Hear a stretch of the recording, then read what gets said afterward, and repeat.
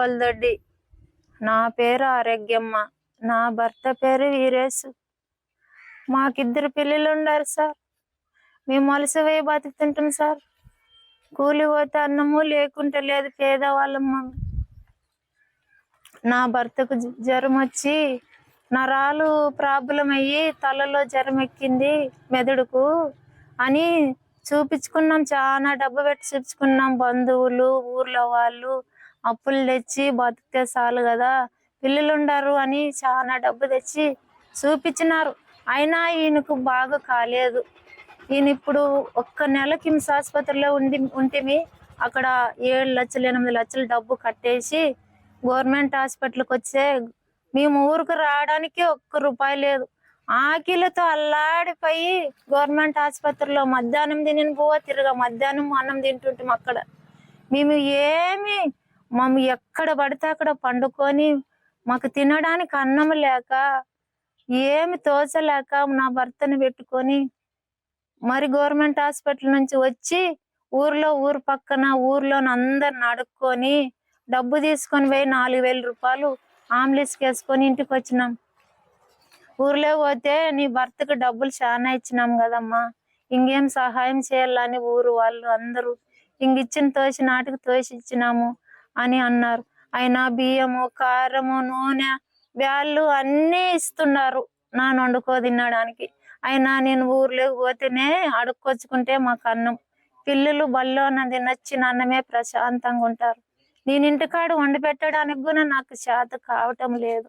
నా పిల్లలకు ఎట్లా పెద్దమారెడ్డి, గువ్వలదొడ్డి 3 ఊర్లు అడుక్కొచ్చుకొని మా కడుపు నింపుకుంటాం. నా భర్తకు మార్కు సార్ అని ఆయన, నీ భర్త పాలు తాగే జీవిస్తున్నాడు కదమ్మా, నీకు సహాయం చేస్తానని 2 సంవత్సరాల నుంచి మార్కు సారు పెద్ద సహాయం చేసినాడు మాకు.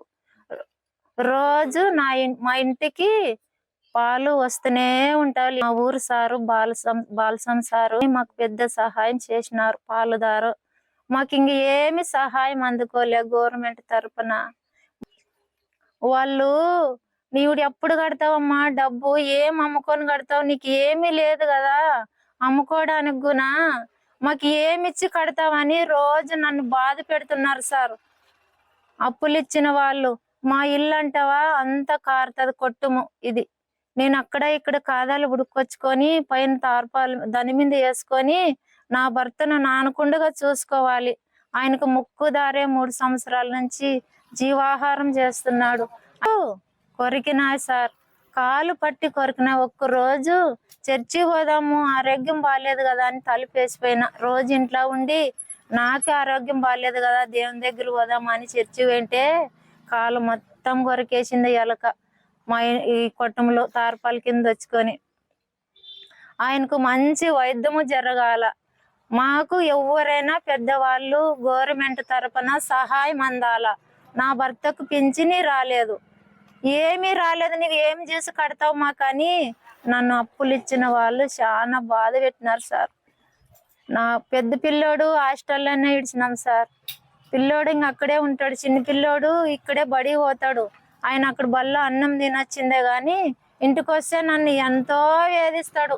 ఏమమ్మా ఇదే రోజు పెడతావా, నాకు కొనుక్కోవడానికి ఏమి ఇవ్వు నన్ను అని రోజు అంత ఒక బాధ సార్. పిల్లంతా ఏడుస్తుంటాడు. మంచిది అనదు, చెడ్డ నువ్వు నాకేం చేసి పెట్టు కదమ్మా నువ్వు అని వాడు నన్ను ఏదిస్తుంటాడు. ఇప్పుడు 3 సంవత్సరాల నుంచి కోమలానే ఉండిపోయాడు సార్ నా భర్త. మంచం పైనే ఉంటాడు ఆయన. ఇంకా లేపుకోవాలి, ఆయనకు ఆహారం ఇచ్చుకోవాలి. ఇంకా నా బాధ ఇదే, నా పరిస్థితి ఇంక చెప్పుకోలేనంత బాధ ఉంది సార్. మాకు కూలిపోలేను సార్. కూలిపోతే ఆయనకి నీళ్ళు దొప్పకైనా అడగలేడు, ఆకలైనా అడగలేడు. ఒంటి బ్యాగ్ ఉంది ఆయనకు. ఒంటి బ్యాగ్ నిండితే ఒంటికి చల్ల రావాలి. ఎప్పుడు ఆయన ఒంటికి చల్లించుకుంటా, ఆయనకి తాపించుకుంట నేను ఎప్పుడు ఆయన సేవ చేసుకుంటే ఉండాలి. నేను కూలిపోతే ఆయన పోషించే వాళ్ళు ఎవరు సార్? ఏదో ఒకటి నీళ్ళో గంజో తాపుకొని ఆయన ఇంట్లో పెట్టుకోవాలా. నేను నా భర్త నాకు అండగా నిలబడాలి సార్. నా పిల్లలకు నాకు నా భర్త ఉంటే నా జీవితం కదా. ఈ లోకంలో ఆడమనుషుని చూసి సులకంగా ఉంటాం కదా అని నాకు అమ్మ నాయన లేరు అండగా, నా భర్తకు అమ్మ నాయన లేరు. నా పిల్లలకు నాకు నా భర్త ఎప్పుడు అండగా ఉండాలని ఆ దేవుని కోరుకుంటాను సార్. నా భర్త నాతో ఉండాలి కదా, నా భర్త బతకాలి కదా అని ఎంతో ఆశ సార్. నాకు ఏమనిపిస్తారు సార్, జీవితం ఎందుకు బతికినాను ఈ లోకంలో, ఎవరికి రాని పరిస్థితి నాకు ఎందుకు వచ్చింది? నాకు రాకూడదు కదా ఇలాంటి పరిస్థితి ఆడబిడ్డలకి. నా భర్త ఉంటే నన్ను ఎంతగా నేను ఎందుకు అడుక్కుంటుంటే, ఇంటింటికి పోయి తల దించుకొని వాళ్ళ ముందర చేయి జాపుకొని అడుక్కునే పరిస్థితి వచ్చింది కదా ఎదుటి వాళ్ళ దగ్గర. మేము బాగుంటే ఒకరి మామ అందరిలాగా పని చేసుకొని కడుపు నింపుకునే వాళ్ళం కదా అని గుండె తరుక్కుని పోతే సార్. ఎందుకు బతికినాను, నాకే వచ్చింటే బాగుండే సావైనా. మగ మనసు ఉంటే ఎంతో బాగుండేది కదా, ఆడ మనిషికి జీవితం రాకూడదని తల్లడెళ్ళిపోతుంది సార్ నా ప్రాణము. గవర్నమెంట్ వాళ్ళు నా భర్తను ఆదుకుంటే నా పిల్లలను చదివించుకొని నేను ఒక భవిష్యత్తుగా ఉందామని ఎంతో ఆశ నాకు.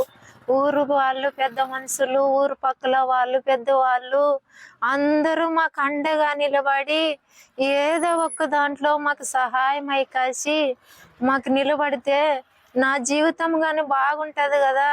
ఎన్ని రోజులని అడుక్కో తినాలా, ఎన్ని రోజులని తలదించుకొని సహాయం అడుక్కోవడానికి పోవాలని పెద్దవాళ్ళు నాకు ముందుకు వచ్చి సహాయం చేస్తే నా జీవితం బాగుంటది కదా. నాకు ఇల్లు లేదు ఈ కొట్టంలో, ఎన్ని రోజులని కారు కంట, వాన వస్తే వాన వర్షం వస్తే నానకంట, ఎండకాలము ఉడికిపోతున్నాడు నా భర్త ఇంట్లో ఉండి. నాకు ఒక ఇల్లు కావాలని గవర్నమెంట్ని సహాయం అడుగుతున్నాను సార్. చరిత్ర సృష్టించినోడు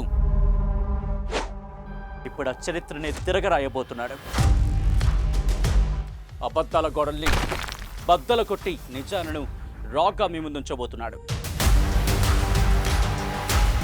నిజమైన వార్తల కోసం వెంటనే డౌన్లోడ్ చేసుకోండి రా యాప్ని.